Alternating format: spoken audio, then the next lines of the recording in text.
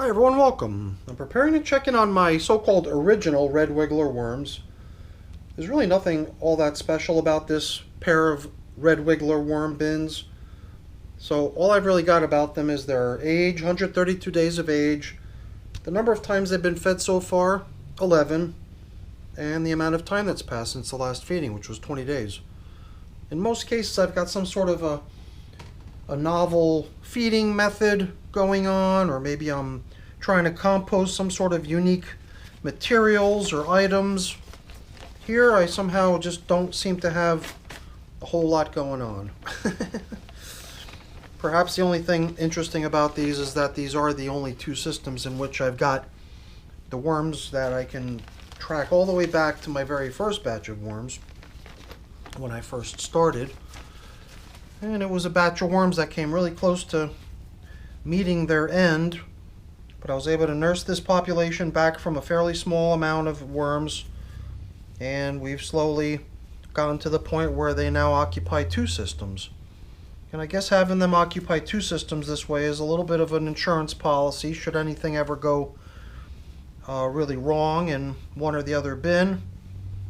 At least I know I've still got a backup, so to speak. So I don't know, if you ever have problems with a burnt worm bin, it's typically fair to assume that the worms have probably left behind a fair number of cocoons, which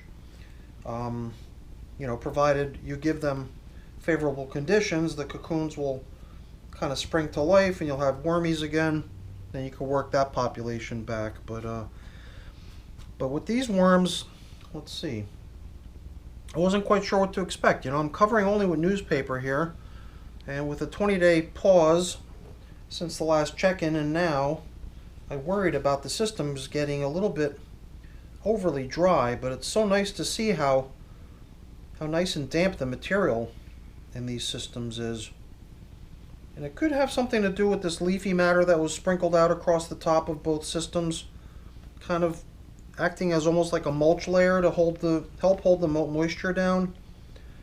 So it seems like I really didn't have a whole lot to worry about, and perhaps it had something to do with the fairly high degree of moisture that we've had around here recently. Oh my goodness, hold on.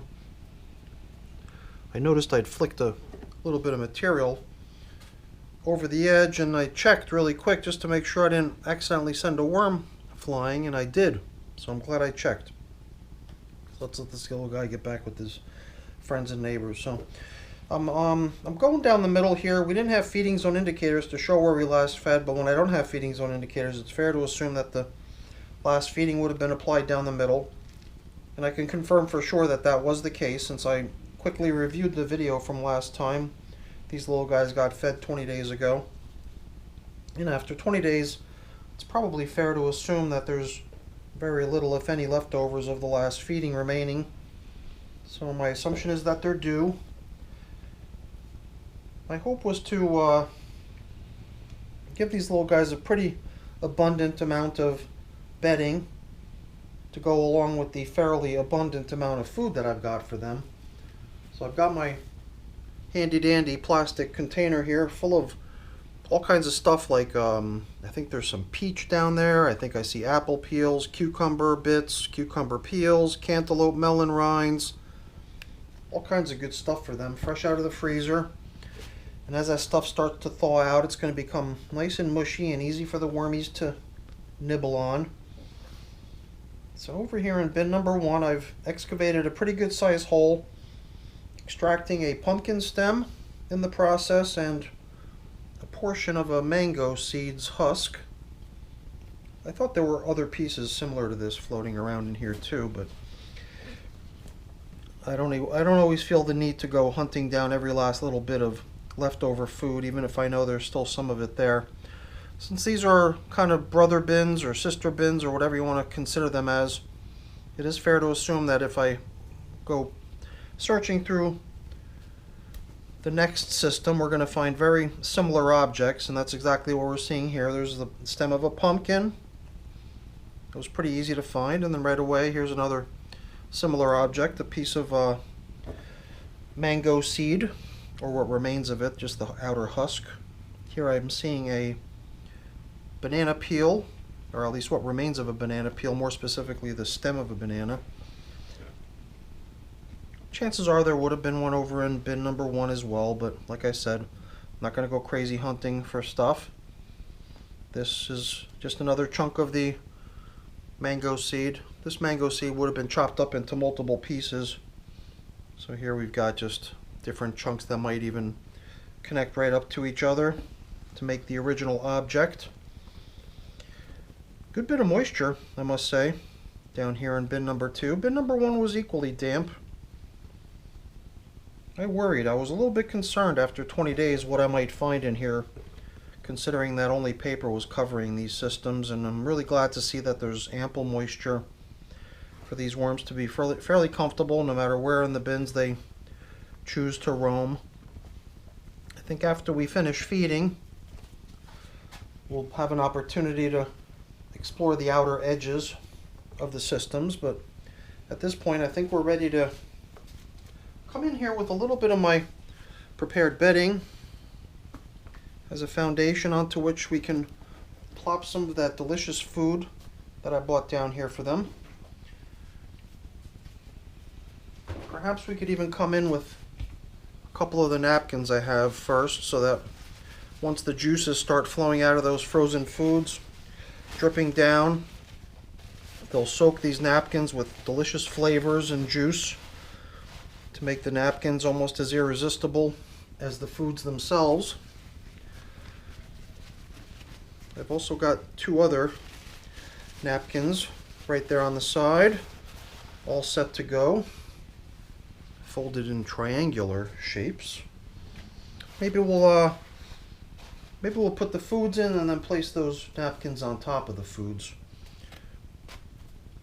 so that the food is sort of sandwiched in between all kinds of lovely bedding type materials. So I see some cucumber. Some of it is slices of cucumber, some of it is the peels of cucumber. This stuff over here looks to me like apple peel.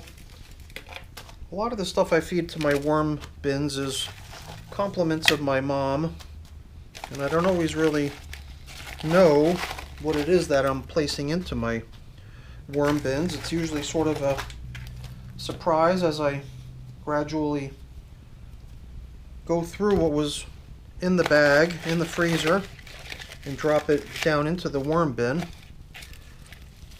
This over here I believe is a chunk of peach. I think I remember my mom making specific reference to how the worms are probably going to really enjoy that right there. And I don't know if there was a similar piece. That might just be some similar stuff right there. I just sort of like the idea of being fair. If one bin gets something, it seems like both bins should get the same assortment and amount if possible. So that to me seems like a nice feeding. I'm going to sprinkle on a little bit of this pulverized eggshell as grit.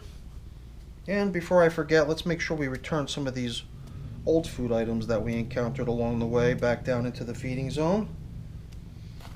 And then we're going to be in good shape to cover up. For that matter, yeah, as long as we're on the top of covering up, let's not forget we were hoping to do away with 2 napkins per bin, one under the food and one on top. So let's keep to the game plan. If I don't remind myself of stuff like this, I tend to forget. I am a little bit of an airhead sometimes. And I think we're good to go. So like I said, we're going to go out to the outer edges and cover up the feeding zone using some of the material from out there. Kind of stir stuff around. It is nice to see when worms are all the way outboard on the outskirts of the bins. Knowing that I feed down the middle in most cases, sometimes I worry about the material on the outskirts of the bins as possibly not getting enough moisture or possibly becoming barren of worm activity for some reason, but that's certainly not the case here. I'm definitely seeing a good bit of castings material beginning to pile up over here too. And you know, in the past, I think even during the last check-in, I had taken some of the leafy matter that had been spread out across the top, and I even pulled it out and set it aside so that it could be spread out again across the top. And on this go around, I figured it might just be nice to blend it in, especially since the material is beginning pretty dominant. It's becoming quite dominant as castings only, if you will. So I think blending in a little bit of bedding material to complement the castings is probably a good thing. Kind of help the material avoid getting clumpy and sticking together. And I also wondered whether it would be necessary to come in here with plastic covers to protect the systems from drying, but that doesn't seem to be a matter of concern here either. Seems like these systems are holding up really nicely from a moisture perspective. Lots of nice castings piling up. Good bit of moisture. Seemingly many worms, pretty much no matter where you look, throughout both systems. So I think I could probably give both of these systems high marks in terms of how they're coming along. So I can't think of much else that needs to be done here. Yeah, very nice. I guess I probably could have come in here with my leaf collection and given the systems another sort of top dressing. But, you know, with this much moisture I'm observing in all of my systems for that matter lately, which could possibly have something to do with the high humidity that's happening lately, perhaps it does make a little bit of sense to see if I can promote a little bit of drying at this point. In fact, in one of my other systems, I even left part of the system open to the air to help it dry, or allow it to dry a little bit. And perhaps by simply covering up with only paper and omitting the top dressing of leaves like I had on here last time, maybe these systems will have an opportunity to kick off a little bit of the moisture, which at this point might even be considered as more than is necessary. So I think these systems look quite nice. Hopefully you agree. If you have any comments, please put them down below. I'm always very curious to hear what people think. But other than that, I think we're almost done. I've got a couple things I got to take care of getting cleaned up and put away. But I'm not going to keep you around for that. That's boring. Before I go really quick, let me just say thank you. Thank you so much for watching. Hopefully you enjoyed the video. If you did, as always, please don't forget to leave me a quick thumbs up before you go. That's always really appreciated. And if you haven't done so already, please also consider subscribing to the channel. That's very much appreciated as well. All right, everyone. Have a great day. Thanks for watching. Bye now.